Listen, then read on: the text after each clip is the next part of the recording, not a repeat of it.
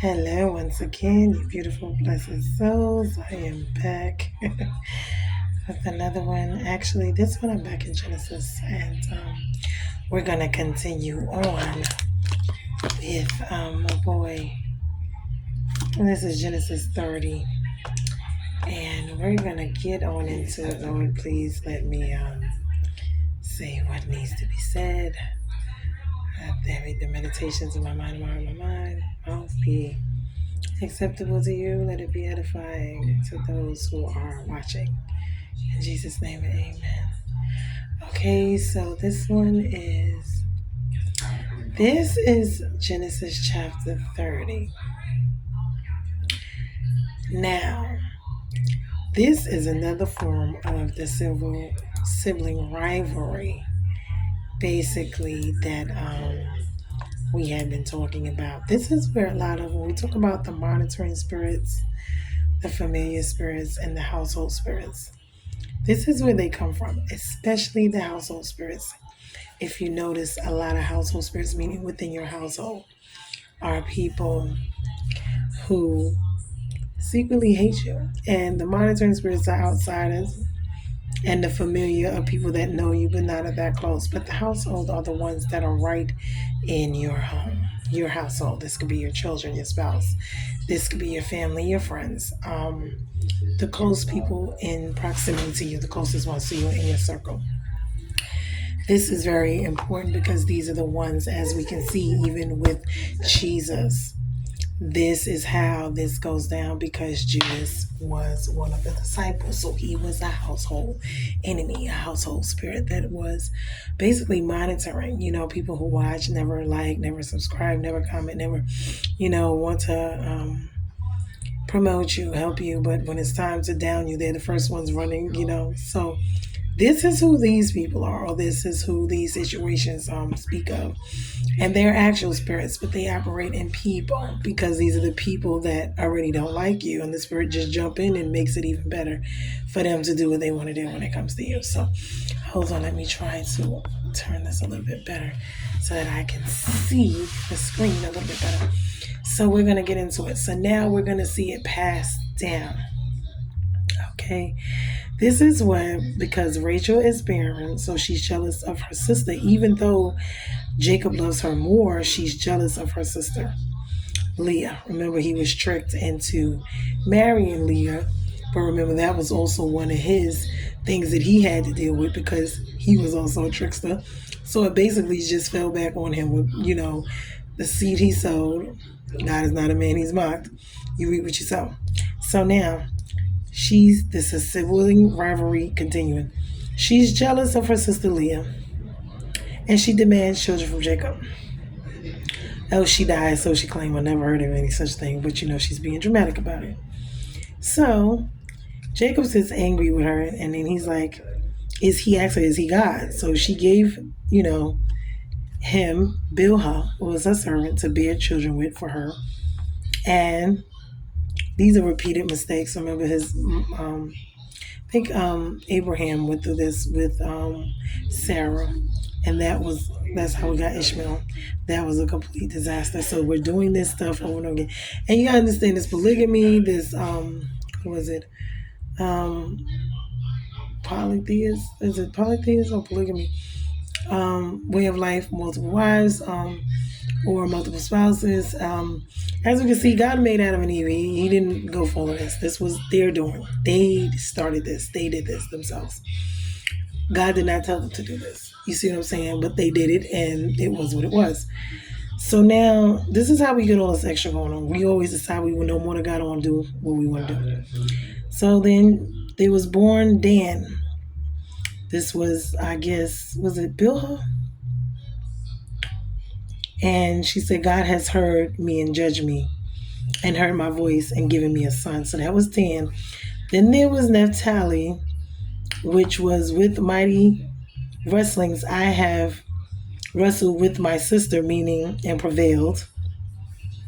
So then Leah turns around, and because she has already been having children, so now she stopped. And so now she gives Zilpah, her handmaiden, to him to marry. Here we go again. this is these two women, their sisters, rivaling. So now Jacob, he saw all of them, they already been through this, and now it's still there.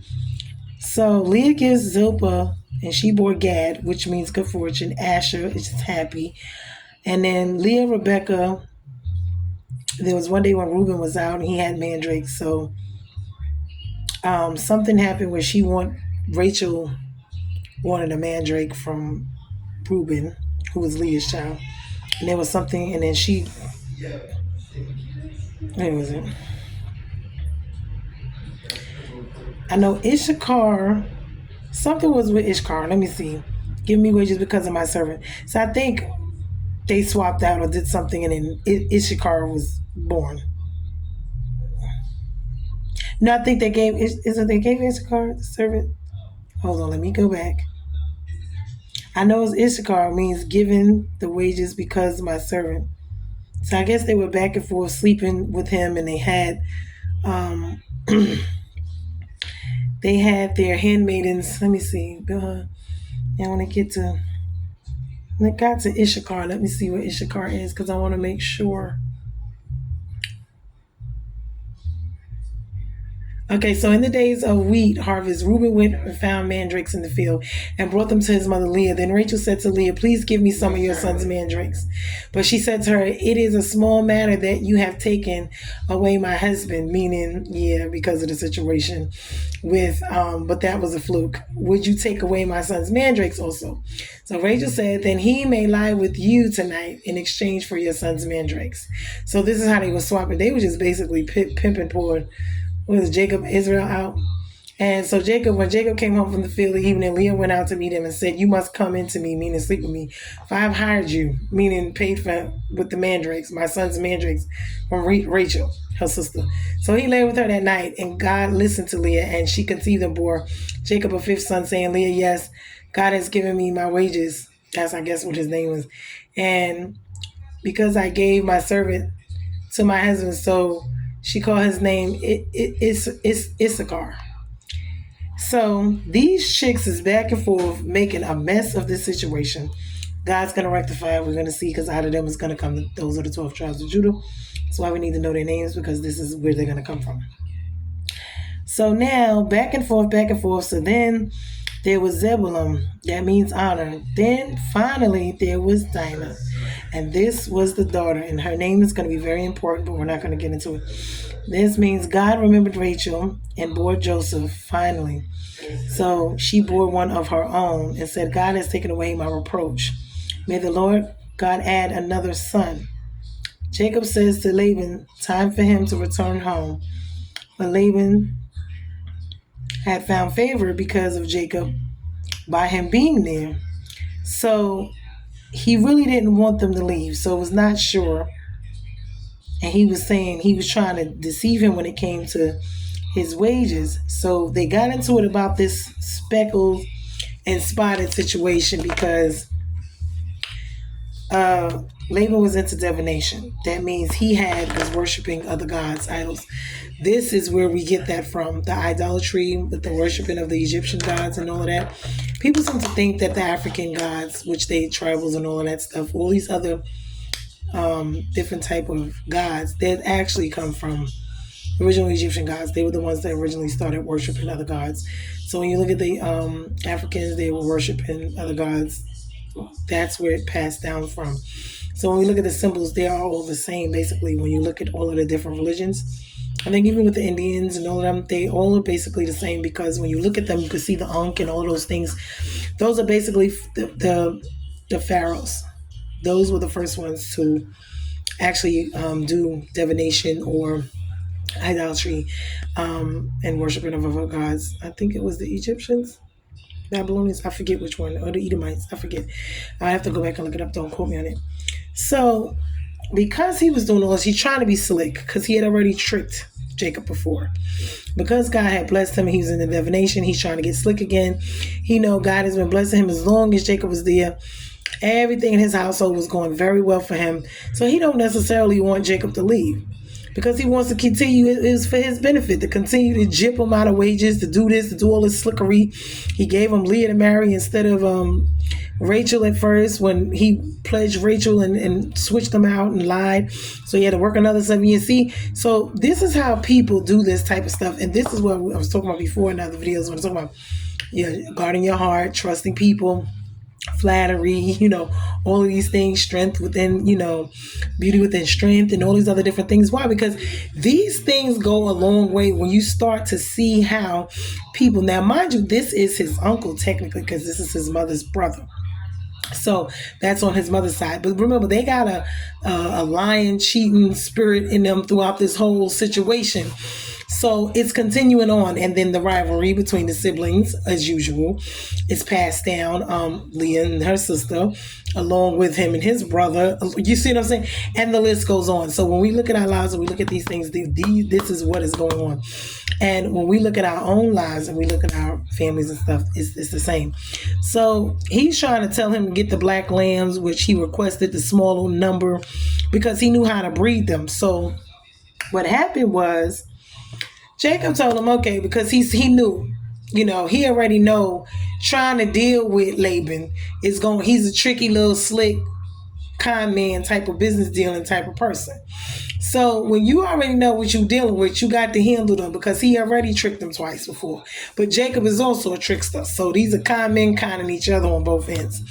So what he did to him was he said, time for him to return home. And Laban really didn't want him to because he found favor. So because of this, he was practicing divination. So he would say he wasn't sure because he keep asking him about his wages. He wants his wages so he can leave, meaning give me what I have, what we agreed upon, let me go ahead and go back to my country.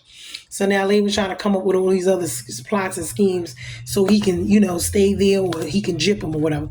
So he comes and he said, I'll take the speckled and the spotted, meaning he's going to take all of the speckled and spotted, which those are not many, those are few, so that we could just settle this so you can let me go on. I want to go back to my homeland with my own family. I done grew in number. I done came, got my wives, my family, where I grow in this place. It's time for us to move on, journey on, and go back home.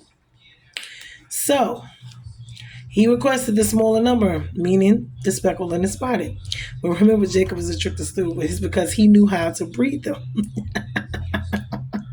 So he was practicing selective breeding, which is slick, but it really was God that was really doing it because even though he could have practiced it, it didn't mean that they were actually going to bring forth. So Laban still is greedy and he was hating him.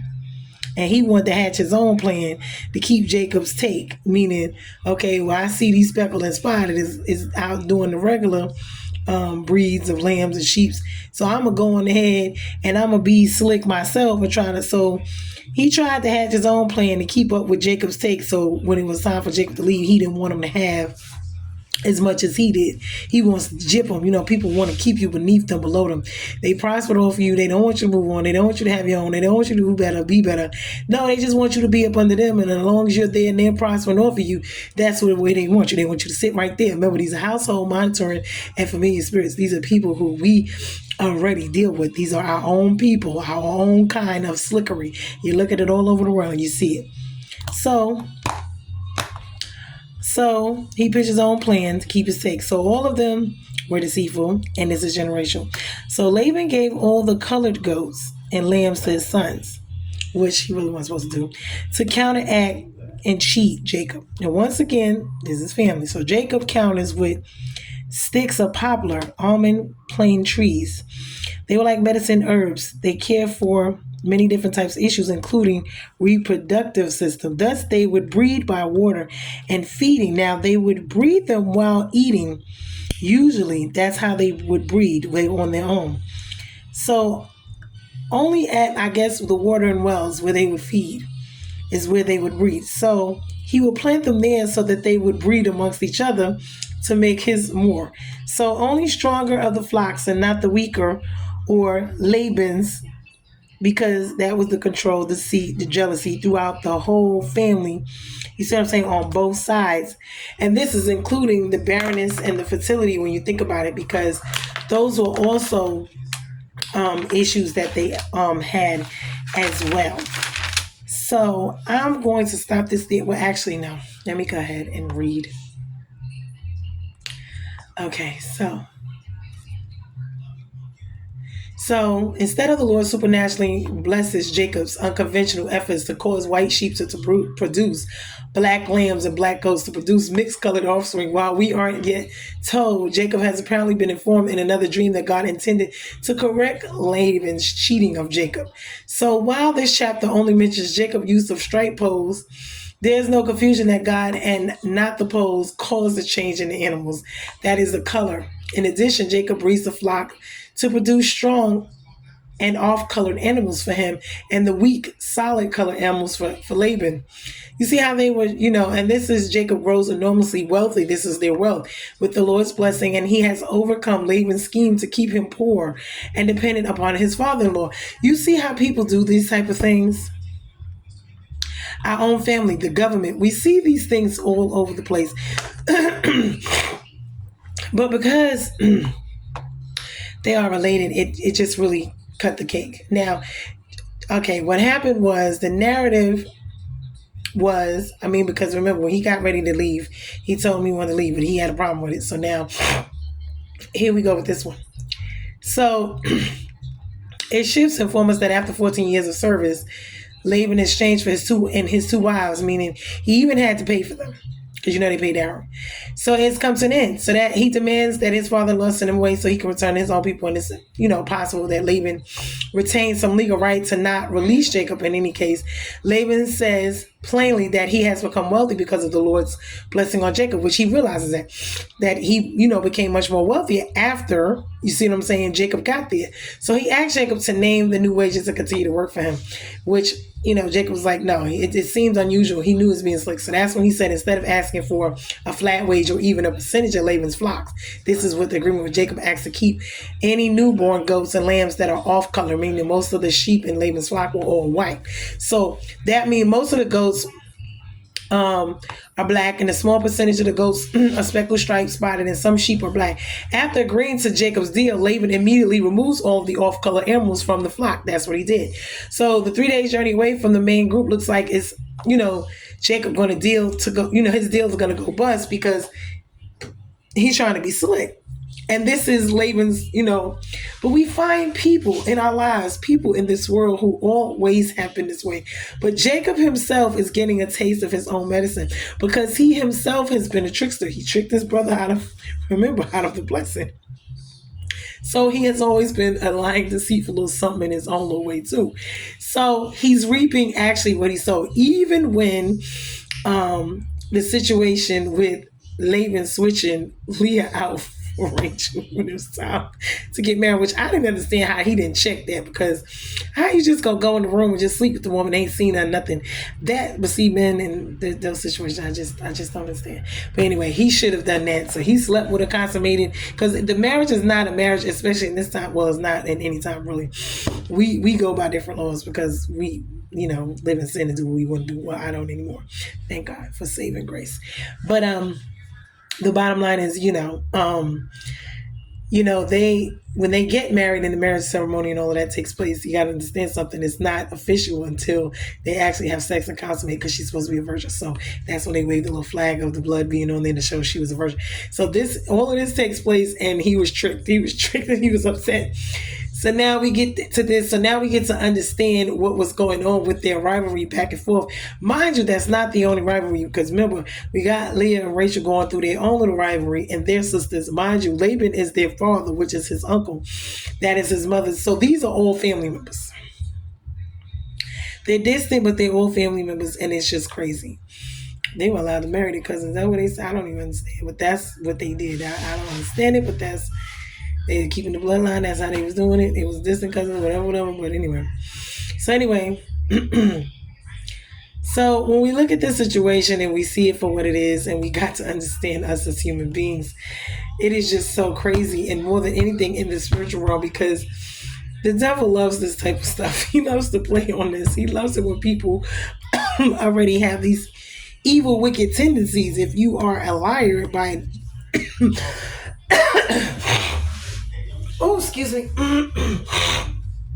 by nature, it is easy for you to lie. So The devil just presents situations where you just lie your way out of everything. Why? Because you're just a liar. You like to lie anyway. Just like when you like to cheat and you like to steal. And it just, and he already knows you're going to do it. He just put it in front of you and leave it. And you just go ahead and do it. You walk right into his setup. And so, even with this, being with them, with being honest with each other, being fair, being true. Neither one of them, because they have it in them to be what they are, who they are. And it's not that they have to be that way because they don't have to be, but they choose to be because they can choose not to be that way, even though it's there and in them. They don't have to lie just because they're liars. They have lied before. You can change that. So when we look at these situations and we see them for what they really are, the hearts and thoughts of man, and also, Satan, he's always there and he always got some stuff going on too. So we just get to see for ourselves how, hold on.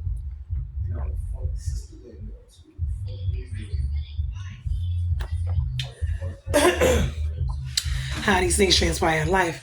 And it's just so interesting because these are the closest people to him. And you have to, if you can't trust, and trust is something that is very, very important. I tell people this all the time. I don't understand what people think. Trust, I don't care who it is, what it is. It is a hard thing to come by. It's a hard thing to keep. It's a hard thing to get. It's a hard thing to earn. But it's so easy to lose it. And the one thing about it is usually once it's gone, it's gone. So, and you can trust them, but trust them to be who they are. Meaning, if they're a liar, you know that they lie. Trust that they're going to lie. You see what I'm saying? Trust that they're going to steal. Trust that they're going to be who they are because that's who they are until they show and change and do something different. God can change anybody. I'm a witness. I'm a witness. I'm a living testimony and witness. He can change anybody.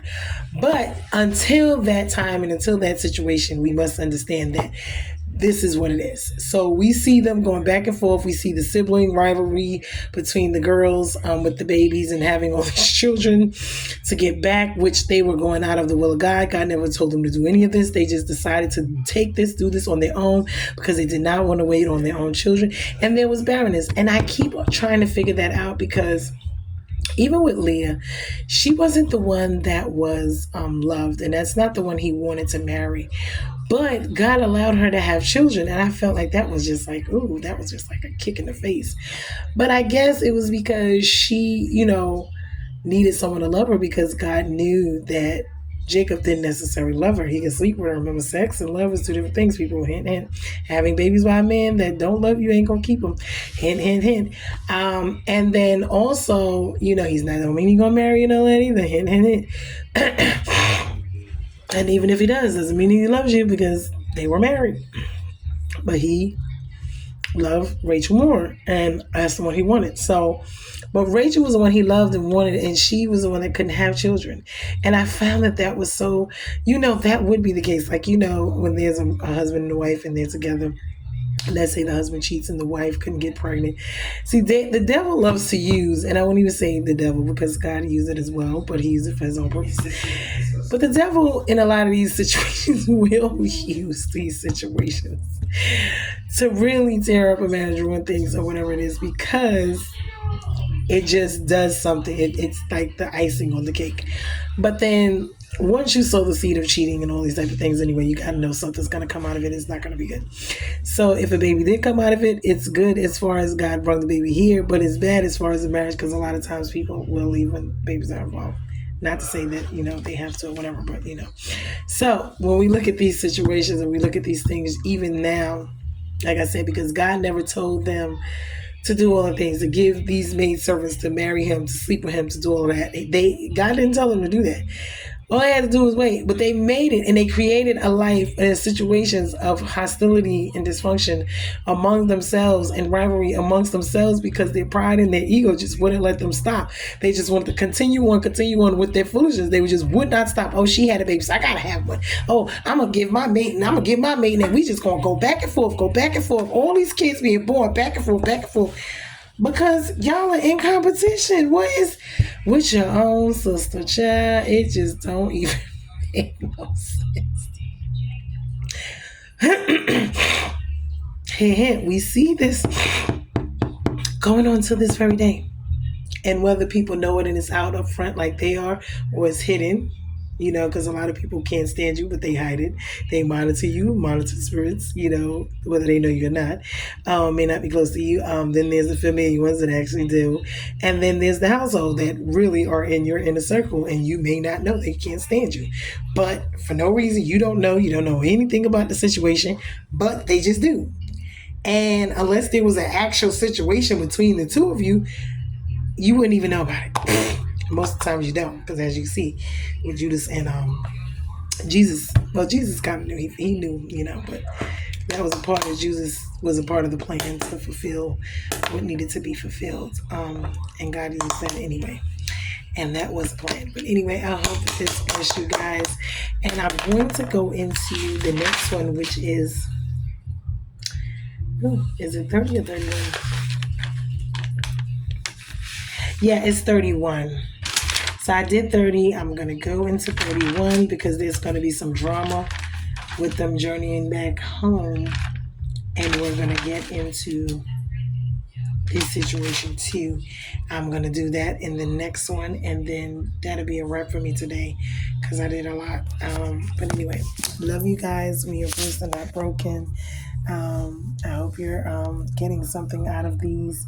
Looking at your own life, looking at your own family, your own history.